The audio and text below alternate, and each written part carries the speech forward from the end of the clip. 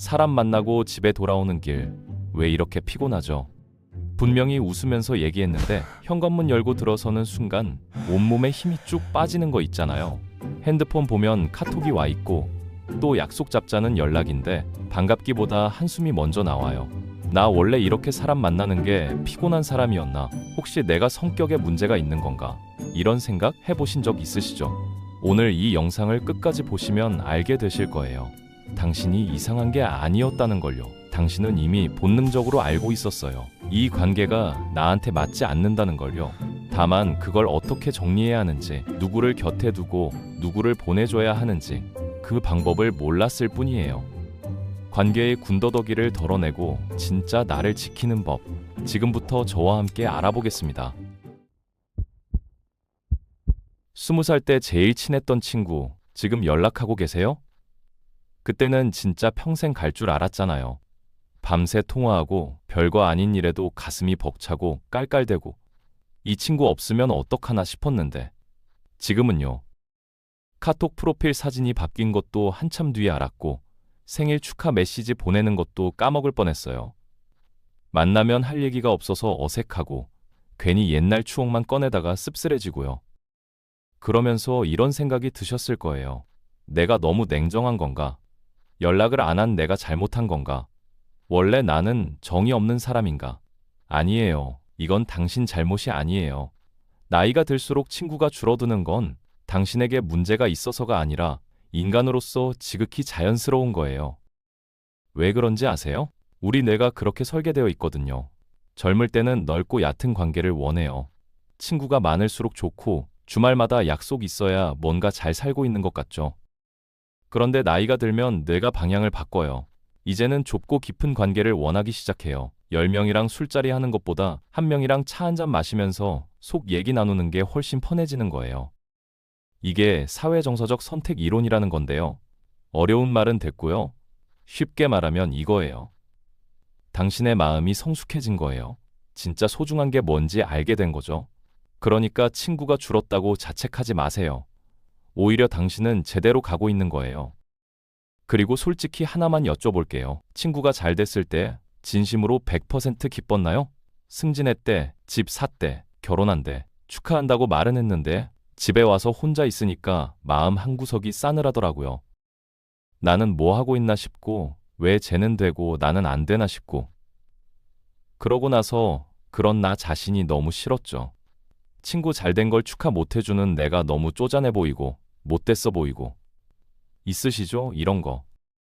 그런데요, 그게 당신이 나쁜 사람이어서가 아니에요. 친구가 미운 게 아니라 당신 안에 결핍이 자극받은 거예요. 친구 얘기를 들으면서 거울을 본 거예요. 아직 이루지 못한 것들, 아직 도달하지 못한 곳들이 선명하게 비친 거죠. 인간이라면 누구나 그래요. 그러니까 그 감정이 든다고 스스로를 몰아세우지 마세요. 대신 그 불편함을 가만히 들여다보세요. 내가 진짜 원하는 게 뭘까? 그 질문에서 성장이 시작돼요. 그리고 한 가지 더요. 사회생활 좀 하셨으면 아실 거예요. 우리가 얼마나 많은 가면을 쓰고 사는지. 회사에서는 회사용 나, 가족 내에서는 가족용의 나, 친구들 앞에서는 또 다른 나. 맞춰주고, 눈치 보고, 웃기 싫은데 웃고, 화나는데 참고. 근데 이 가면이요. 나이 들수록 점점 무거워져요. 더 이상 연기하기가 싫어지는 거예요. 그래서 자연스럽게 본래의 나로 돌아가려고 하죠. 원래 조용한 사람이었으면 다시 조용해지고 원래 혼자가 편한 사람이었으면 다시 혼자를 찾게 돼요. 이 과정에서 관계가 좁아지는 건 당연한 거예요. 그건 당신이 외톨이가 되어가는 게 아니라 진짜 당신으로 돌아가고 있다는 건강한 신호예요. 자, 이제 진짜 중요한 얘기 할게요. 모든 관계의 시작점이요. 타인이 아니에요. 나 자신이에요. 생각해보세요. 아침에 거울 보면서 뭐라고 하세요? 오늘도 피곤해 보인다. 왜 이렇게 푸석푸석하지? 어제 왜 그런 말을 했을까? 진짜 바보같이. 이러고 계신 거 아니에요. 타인한테는 상처 줄까봐 말 한마디도 조심하면서 정작 나한테는 매일 이런 말을 쏟아붓고 있잖아요. 근데 이게 왜 중요하냐면요. 내가 나를 대하는 방식이 기준이 되거든요. 남들이 나를 대하는 기준이요. 심리학에서 거울 효과라고 해요. 내가 나를 함부로 대하면 다른 사람들도 무의식적으로 나를 함부로 대해요. 반대로 내가 나를 소중하게 여기면 다른 사람들도 나를 소중하게 대하게 되고요. 주변에 자존감 높은 사람 있잖아요. 특별히 잘난 것도 아닌데 아무도 그 사람을 함부로 안 하더라고요. 왜 그런지 아세요? 그 사람이 스스로를 소중하게 여기는 에너지가 밖으로 나오기 때문이에요. 말 안 해도 느껴지는 거죠. 나는 이렇게 대접받을 사람이야 라는 게요. 그러니까 오늘부터 연습 한번 해보시겠어요? 하루에 딱 한 번, 거울 보면서 나한테 좋은 말 한마디 해주기. 거창한 거 아니에요. 오늘도 수고했어. 잘하고 있어. 괜찮아. 이런 거요. 처음엔 어색할 거예요. 오글거리기도 하고요. 근데 계속하다 보면요. 어느 순간 진짜 그렇게 믿어지기 시작해요. 그리고 그 믿음이 쌓이면 남이 뭐라 해도 쉽게 안 흔들려요. 가장 중요한 사람이 나 자신이 이미 나를 지지해주고 있으니까요. 그리고 자기 수용이라는 게 있어요. 이건 내 장점만 사랑하는 게 아니에요. 내 부족한 점까지 포함해서 그럴 수 있지라고 받아들이는 거예요. 생각해 보세요. 당신 요즘 스스로한테 얼마나 가혹해요. 왜 나는 이것밖에 못하지? 왜 나는 저 사람처럼 못하지? 왜 나는 아직도 여기 있지? 이러면서 매일 자기 자신을 채찍질하고 있잖아요. 그만하셔도 돼요. 당신 지금 이 순간 여기까지 온 것만으로도 대단한 거예요. 얼마나 많은 밤을 버텼는지, 얼마나 많은 순간을 견뎠는지 당신이 제일 잘 알잖아요. 그러니까 이제는 스스로한테 좀 너그러워지세요. 실수했을 때 누구나 그럴 수 있어 라고 말해주시고 힘들 때 힘들어도 괜찮아 라고 다독여주세요. 나 자신과 사이가 좋아지면요. 신기하게도 다른 사람들과의 관계도 편해져요. 더 이상 인정에 목매지 않게 되고 거절당해도 크게 안 흔들려요. 이미 가장 중요한 사람한테 인정받고 있으니까요. 이제 친구 얘기해 볼게요. 어릴 때부터 이런 말 듣고 자랐잖아요. 친구는 많을수록 좋다. 평생 가는 친구를 사귀어라. 그래서 친구가 적으면 뭔가 내가 문제 있는 것 같고 오래된 친구랑 멀어지면 죄책감 들고요. 근데요, 이거 한번 생각해 보세요. 친구 관계에 중요한 게 숫자예요? 아니면 깊이예요? 100명한테 생일 축하받는 거랑 한 명이 내 힘든 얘기 끝까지 들어주는 거랑 뭐가 더 값져요? 당연히 후자잖아요. 그러니까 친구가 적다고 기죽지 마세요. 적은 게 아니라 선별된 거예요.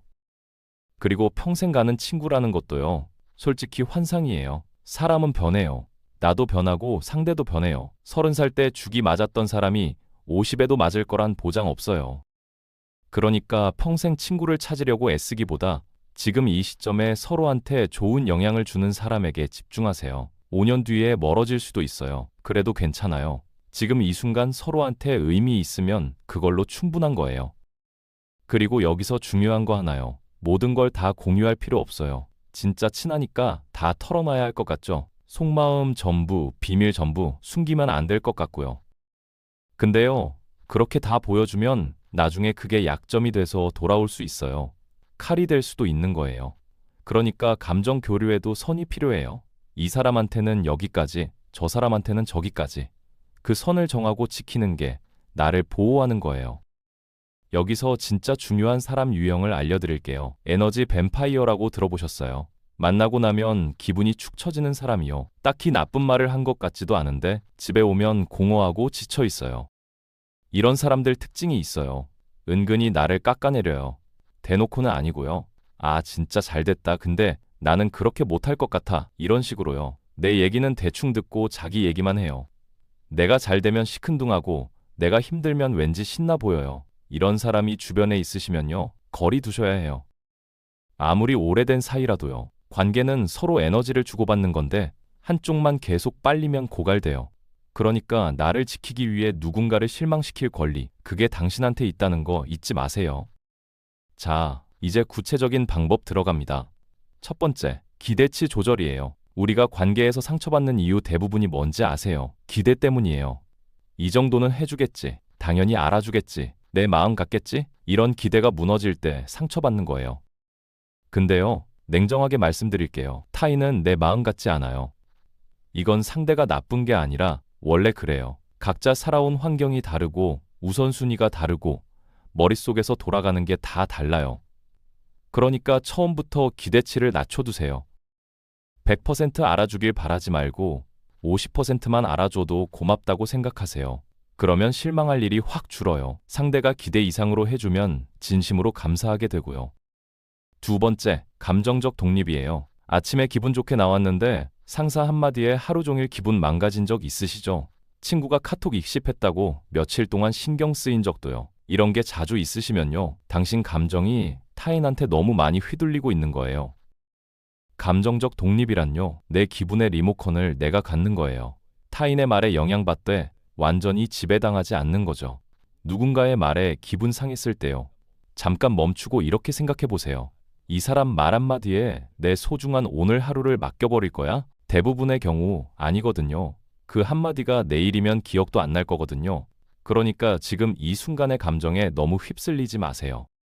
세 번째, 건강한 경계예요. 아무리 가까워도 침범하면 안 되는 선이 있어요. 예를 들어 볼게요. 갑자기 연락 와서 오늘 저녁에 만나자는 사람 있죠. 근데 당신은 이미 퇴근 후에 쉬려고 계획해뒀어요. 예전 같으면 그냥 나갔을 거예요. 거절하면 서운해할까봐, 싫은 소리 듣기 싫어서요. 근데 이제는 달라지셔야 해요. 오늘은 좀 힘들 것 같아. 다음에 보자. 이렇게 말할 수 있어야 해요. 미안해할 필요 없어요. 이건 나를 지키는 거예요. 당신의 시간과 에너지는 소중하니까 그걸 함부로 쓰면 안 돼요. 네 번째, 성숙한 갈등 관리예요. 서운한 감정이 생겼을 때요, 화내거나 삭히거나 둘 중 하나였잖아요. 근데 다른 방법이 있어요. 우아하게 전달하는 거예요. 폭발하지 않고, 그렇다고 참아서 속병 들지도 않고요. 핵심은 나 전달법이에요. 네가 이래서 기분 나빴어가 아니라 나는 그때 이런 기분이 들었어 라고 말하는 거예요. 상대를 비난하지 않고 내 감정만 전달하는 거죠. 이렇게 하면 싸움이 안 돼요. 그리고 사실 어떤 관계는 말하는 것보다 조용히 거리 두는 게 나을 때도 있어요. 굳이 싸울 필요 없이 만남을 줄이고 연락 빈도를 낮추면서 자연스럽게 멀어지는 거죠. 이것도 하나의 기술이에요. 다섯 번째, 고독의 수용이에요. 혼자 있는 시간이 무서우세요? 주말에 약속 없으면 불안하고 혼자 밥 먹으면 외로워 보일까봐 신경 쓰이고요? 근데요, 혼자 있는 시간은 고립이 아니에요. 충전이에요. 사람을 만나면 에너지가 소모돼요. 아무리 좋은 사람을 만나도 어느 정도는 써요. 그걸 채우려면 혼자만의 시간이 필요해요.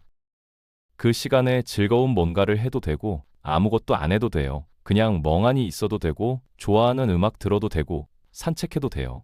중요한 건 그 시간을 죄책감 없이 누리는 거예요. 혼자가 편한 게 이상한 거 아니에요. 오히려 건강한 거예요. 자, 이제 진짜 곁에 둬야 할 좋은 사람 알아보는 법 알려드릴게요. 첫 번째, 일관성을 보세요. 좋은 사람인지 아닌지는요, 좋을 때 보면 잘 몰라요. 힘들 때 봐야 해요. 내가 잘 나갈 때 친하게 지내다가 내가 어려워지니까 연락 안 되는 사람 있잖아요. 그건 친구가 아니에요. 반대로 내가 힘들 때 아무 말 없이 옆에 있어주는 사람, 그게 진짜예요. 그리고 또 하나요. 그 사람이 자기보다 약한 사람을 어떻게 대하는지 보세요. 가게 직원한테 함부로 하는 사람, 후배한테 반말 막 하는 사람, 그런 사람은 조심하셔야 해요. 지금은 당신한테 잘해도 나중에 어떻게 변할지 몰라요. 두 번째, 말보다 행동을 보세요. 말 잘하는 사람 많아요. 뭐든 해줄 것처럼 항상 내 편이라고 언제든 연락하라고. 근데 정작 연락하면 바쁘고 약속하면 자주 취소하고 중요한 순간에 없어요. 그런 사람은 아무리 말을 예쁘게 해도 믿으면 안 돼요. 대신 작은 약속을 지키는 사람을 보세요. 거창한 게 아니어도 돼요. 커피 사준다고 했으면 사주고, 연락한다고 했으면 하고, 시간 맞춘다고 했으면 맞추고, 이런 작은 책임감이 쌓여서 신뢰가 되는 거예요. 세 번째, 결정적인 신호가 있어요. 좋은 사람을 알아보는 가장 확실한 방법이요. 그 사람이랑 있으면 내가 더 나은 사람이 되고 싶어지는가예요. 만나면 에너지가 채워지고 나도 저렇게 되고 싶다는 생각이 들고 괜히 더 노력하게 되는 사람 있잖아요. 그런 사람이에요. 반대로 만나면 자꾸 기가 죽고 내가 작아지는 느낌 들고 왠지 주눅 드는 사람 있으면요, 그 관계는 다시 생각해 보셔야 해요. 자, 이제 마지막으로 중요한 얘기 할게요. 손절이요. 이 단어 무섭죠? 그동안 친하게 지낸 사람을 끊는다는 게 쉽지 않잖아요. 근데요, 한 가지 확실히 말씀드릴게요. 관계를 끊는 건 상대에 대한 공격이 아니에요. 나 자신에 대한 방어권 행사예요. 소방관이 불 끄는 걸 아무도 비난 안 하잖아요. 당신이 유해한 관계를 차단하는 것도 마찬가지예요. 당연한 거예요. 그 사람을 만나고 돌아오는 길에 공허함이 느껴지셨던 적 있으시죠? 한 번은 그럴 수 있어요. 두 번도 그럴 수 있고요. 근데 세 번 연속이면요. 그건 우연이 아니에요. 당신 영혼이 보내는 거절 신호예요. 그 신호를 무시하고 계속 기회를 주면요. 그건 기회가 아니라 독이에요. 착한 사람 콤플렉스 있으시죠? 거절 못하고 끊지 못하고 나쁜 소리 듣기 싫어서 계속 참고 만나고 근데 그러다가 정작 자신이 병들어요. 다른 사람한테 착하기 전에 나한테 먼저 착해지세요. 손절하는 방법 구체적으로 알려드릴게요. 한 번에 딱 끊을 필요 없어요. 첫 번째 단계, 거리두기예요. 연락 빈도부터 줄이세요. 바로 답장 안 해도 돼요. 약속 잡자고 하면 요즘 좀 바빠서라고 하시면 돼요. 두 번째 단계, 반응 줄이기예요. 영혼 없는 리액션만 하는 거예요. 아, 그랬구나. 응, 알겠어. 이런 식으로요. 그러면 상대가 재미없어져서 스스로 멀어져요. 세 번째 단계, 필요하다면 최후의 통보예요. 예의 바르지만 단호하게 나의 선을 말하는 거예요. 미안한데 나는 이런 관계는 좀 힘들어라고요. 여기까지 해야 할 일은 드물어요. 대부분 첫 번째, 두 번째 단계에서 정리가 돼요. 자, 이제 정리해 볼게요. 오늘 긴 이야기 함께 해주셨는데요. 사실 관계의 기술보다 더 중요한 게 있어요. 진심 어린 태도, 그리고 스스로를 아끼는 마음이에요. 그동안 관계 때문에 얼마나 애쓰셨어요. 눈치 보고, 맞춰주고, 상처받고, 또 다시 맞춰주고. 정말 고생 많으셨어요. 이제는 타인이 아닌 당신을 먼저 다독여주세요. 오늘 밤 잠들기 전에 거울 보면서 나한테 딱 한마디만 해주세요. 오늘도 참 잘 살았어.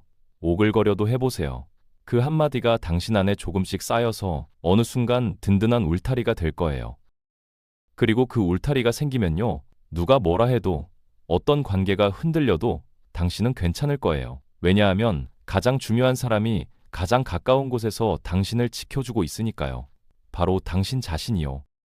오늘 영상이 도움이 되셨다면 구독과 좋아요 눌러주시고 댓글에 스스로에게 힘이 되는 한마디를 적어주세요. 적는 것만으로도 변화는 생겨납니다. 오늘도 시청해주셔서 감사합니다.